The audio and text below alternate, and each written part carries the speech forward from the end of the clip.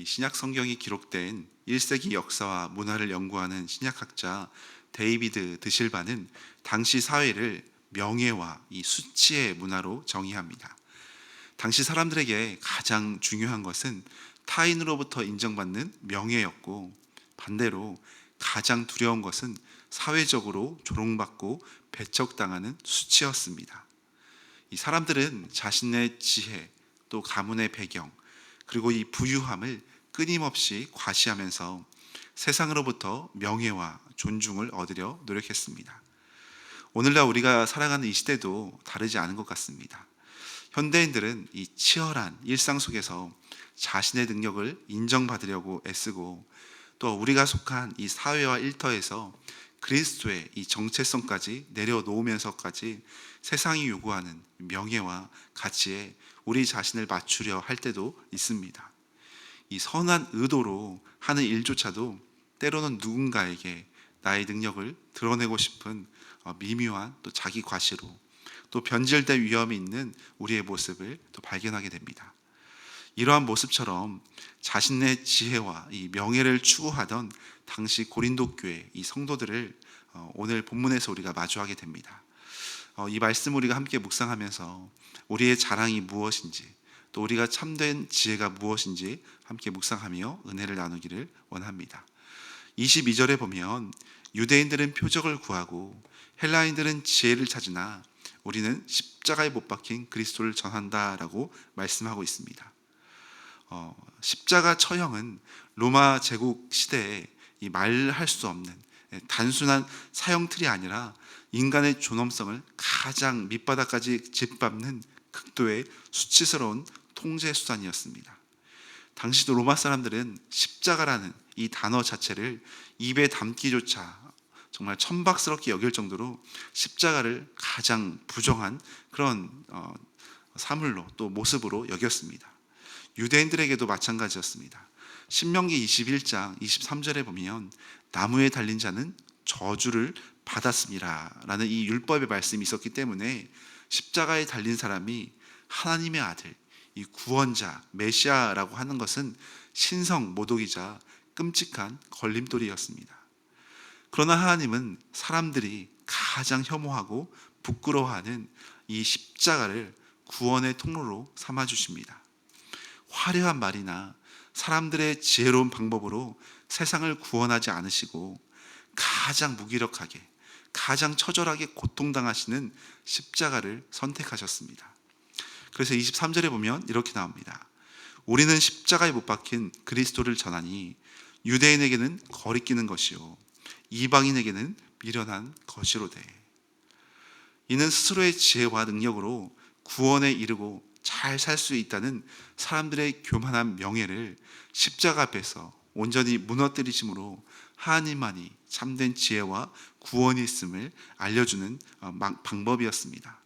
또한 26절부터 보면 바울은 그리스도의 고린도 교회 성도들을 향해 너희의 부르심을 보라, 너희를 부르심을 보라 말하면서 그들의 실제적인 사회적인 신분, 또한 영적인 모습을 알려주고 있습니다. 그들 중에는 세상적인 기준으로 지혜로운 자나 문벌 좋은 자가 드물었습니다. 그런데 28절에 보면 하나님은 세상에 천대받는 것들과 멸시받는 것들과 없는 것들을 택하사 있는 것들을 폐하려 하신다고 말씀하고 있습니다. 여기서 없는 것들을 택하셨다 할 때 이 단어는 메온타라는 단어를 사용했습니다. 그러니까 존재하지 않는 자, 세상에 없는 자 같은 취급을 받는 자들, 정말 아무것도 아닌 자들을 부르셨다라는 말씀입니다. 이것은 바울의 새로운 주장이 아니라 구약 성경에서도 보여주신 하나님의 선택하심의 은혜였습니다. 하나님은 크고 강한 제국 대신에 가장 작고 초라한 이 아브라함을 선택하시고 애굽의 노예였던 이스라엘을 선택하셨습니다. 이스라엘 왕을 세울 때도 잘생기고 건장한 이새의 첫째 아들 이 엘리압을 세우는 대신에 막내 아들 들판에서 양을 치던 초라한 다윗을 기름 부어 왕으로 삼으셨습니다. 그래서 본문 31절에 이렇게 말합니다.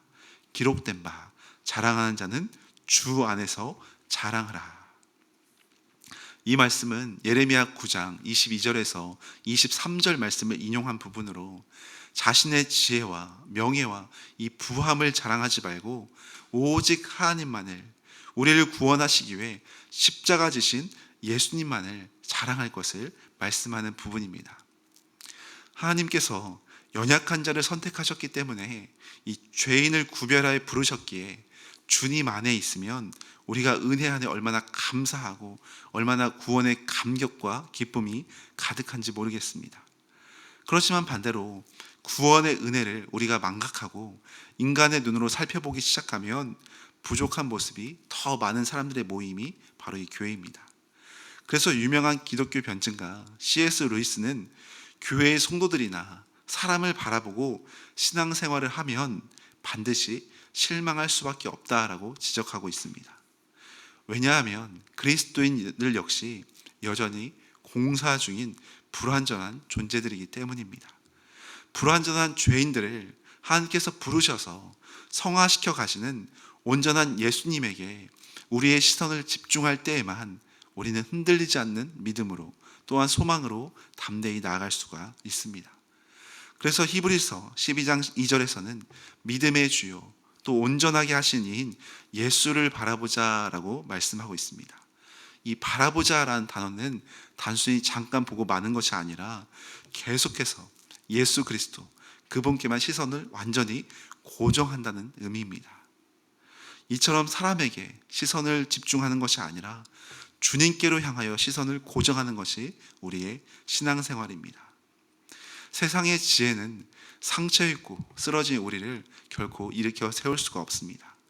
그러나 십자가 은혜는 우리의 모든 죄와 이 허물을 덮어주고 영원한 생명을 불어넣어주는 유일한 하나님의 능력이고 지혜가 된다고 오늘 본문에서 말씀합니다. 그래서 18절에 이렇게 말씀합니다. 십자가의 도가 멸망하는 자들에게는 미련한 것이요 구원을 받는 우리에게는 하나님의 능력이라. 사랑하는 여러분, 지금 우리의 마음을 혹시 짓누르고 있는 삶의 무게는 무엇입니까? 세상은 끊임없이 자신의 능력과 이 명예를 나타내라고 쉼없이 요구할지 모르겠지만 우리 주님은 상한 심령 그대로 주님의 십자가 앞에 나오라고 우리를 사랑의 품으로 초대하고 계십니다. 주변 상황을 바라보며 사람을 바라보면서 우리는 절망의 늪에 빠지는 것이 아니라 우리를 대신해서 십자가에서 모든 물과 피를 쏟으신 예수님을 바라볼 때 우리의 메마른 심령은 다시 생명의 숨을 쉬고 참된 소망을 품을 수 있게 될 수 있습니다. 언제나 우리를 살리시고 새롭게 하시는 예수님의 십자가만 증거하고 자랑하는 복된 믿음의 발걸음이 되시기를 소망합니다. 그래서 오늘도 우리가 십자가의 증인으로 또한 사명자로서 이 땅 가운데 담대하게 승리하는 믿음의 일꾼들 되시기를 간절히 축원합니다. 함께 기도하시겠습니다.